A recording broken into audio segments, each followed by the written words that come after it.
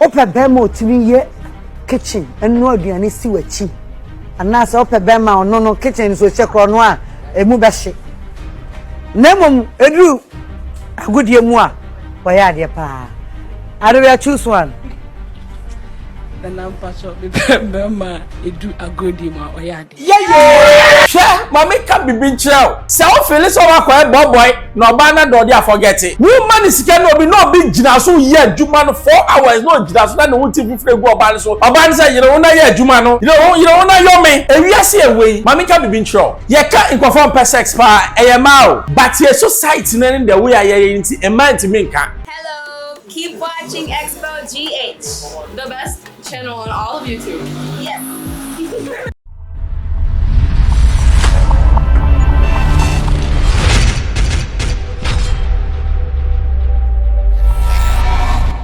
Baba Xposed GH. The name is Mcbrown. Baby, I will be able to check a name out. Nana Mcbrown, man Mcbrown.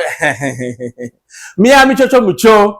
Era ba ko pe okukudu fuo oba. Se se afa no Her Excellency Nana Mcbrown. Obisa asem mi na asem no obisa ye no. Response by na me ma hyem.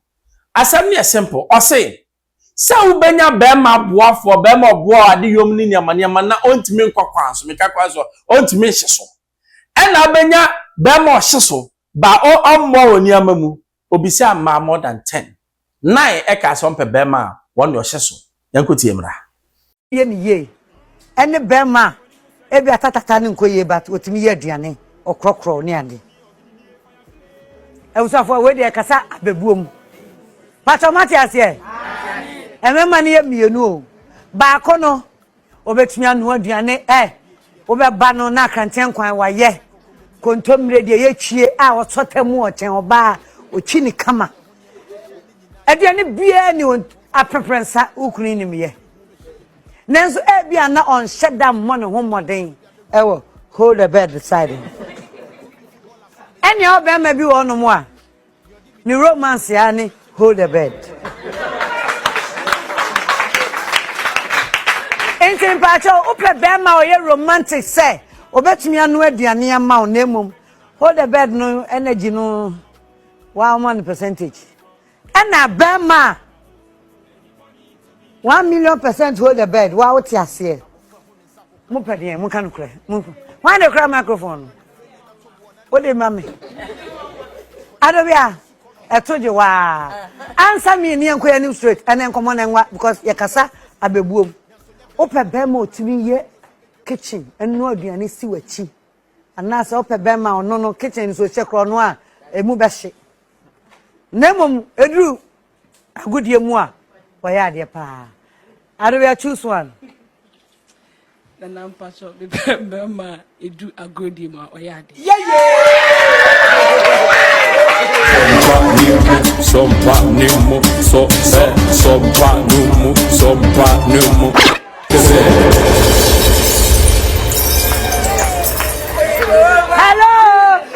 Hello.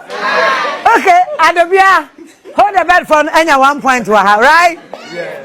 I get a for man e kasa no I open ye hyeso ne mo den enu ti na nanse ubie TV so a memedro ye gina ye hu hwe mama ka bibi nchirao se o feel so wa boy no ba na do dey forget it woman is can no be no big gina so ye adwuma no 4 hours no gina so na no TV fre go oba so oba say you know na ye adwuma no you know na yo me ewiase away mama ka bibi nchirao ye ka inconform persex pa eyema o but ye society na in the way aye nti e man ti me nka so the man about omutimeka ne ho omutimeka to say papa me ho mai and it's not crime because sabi sanya wo ya wo de no sa na oba no so ne we ne de oba utimi ba 3-4 times ba ye wo ma bi omo wori ya ne ho kwa ma ba ko da o ka so oba ho ba onim emema na mo hwe me na sabi mo ya akwadura mo ba I am tired and obi do graph or make graphic simple. It doesn't matter who you are. You might be chief executive there oba ye fi adwuma no e fi adwuma na wo ho ne ya e fi adwuma ne se anwumre oba kire bema oba kire oba ne se one bema ne da na anwumre bedu na da ha na me so me da ha de ne se ma menu na ze da ho eno na magba obisa emma ni nyina se ye pe bema ni sisi mu odin osi ye so a 4 hours no gina ye so ne ye boje ne so eno na owi asika ne hyen kra no assign check no se o ba meja pade bako ha because why ya ne ho adwuma discipline oba no odamu me kase kobo no eyen paso asem na meka no ma ne ho mfo emma na ni ase na enfo ma na ase enfo ma ne hu se wo bema gina me so wo bo adwuma no enye sana kwa kokwa asade obi bo yire adwuma ma o meka kire wo because emma na ba na enye ya prapra na bema bi wo ho a wo be yi ntentan saa wo yi ntentan because adwuma no wonya ade wo bema ko nsuo wo dia woka wo to ade a wo ntwa tawo mpam Mrs. Amman adwuma wo mu yepa be bedu empam no na aha ekwase o me kwa adwuma me Mrs. wo boa na ade me mu nya den enu na America tese ye de panemu odin ya wudi si kem na siniyam o se bi won esi o mayase na se si o moyam enu no mope enti wo a wodi enu esi ano no de enko bebre ya so kwa ho aduro enu na enkofo bebre kikai na asemwe ama mahu bibi you see in life obia won your pay. But majority of the women, because of the way they were brought up, every woman needs satisfaction. And yet, I'm not talking about financial satisfaction. I'm talking about physical satisfaction, sexual satisfaction. Oba born a baby, na the baby, I the baby. I don't make her. It's one more body baby, na the baby, I the baby. Now the baby, I know. Okoba na se mabra. Obi obo baby, na get mano. Ubo so I would try 2 year get man dia. Obi so 4 eni nyina anya ne dia ai won twatew wo ya footballer ba sisi mu nya den eya mo mra nam chem pressa via ye ai wo yesa na sisi mu ai de usine so a wana ho mai esa dia bedi dokno ka I Xposed GHFM Bruce o subscribe me to mpa na sa ka be manual si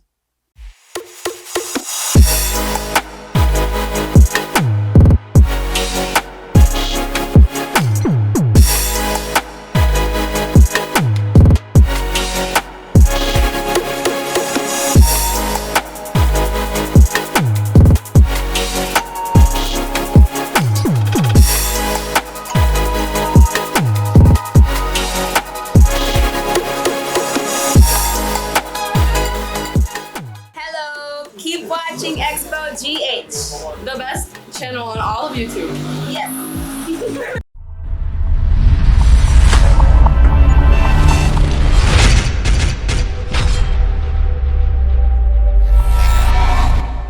Ye ene bema ebi atatata ne nkoye bat otimi ye aduane okrokro ne ade ewusafo we de kasa abebuom pato mate ase emema ne ye mienu o ba kono obetumi anu aduane obeba no na kranten kwan waye kontomre de ye chie a ototemu ochen oba ochini kama aduane bia ni a preference ukuni ni me Nenzo ebia na on shut down money home modern.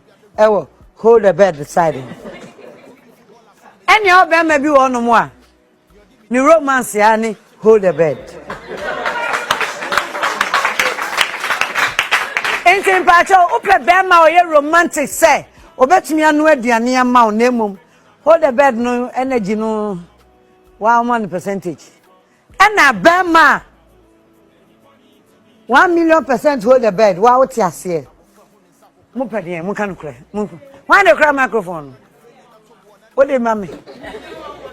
Adobia, I told you wow. Answer me near Queen Street and then come on and what because Yakasa abebu. Open bemo to me ye kitchen and no diani see what chi. And now so open bema or no kitchen so check on one a mubashi. Nemum edru a good year more. Why dear pa? I do choose one. The number of the Burma, it do a good deal. Yeah. Some part new, so some part new, some part new.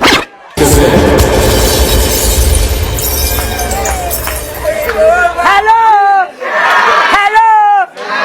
Okay, Adobia, hold the bed for any 1 point to her, right? Yeah.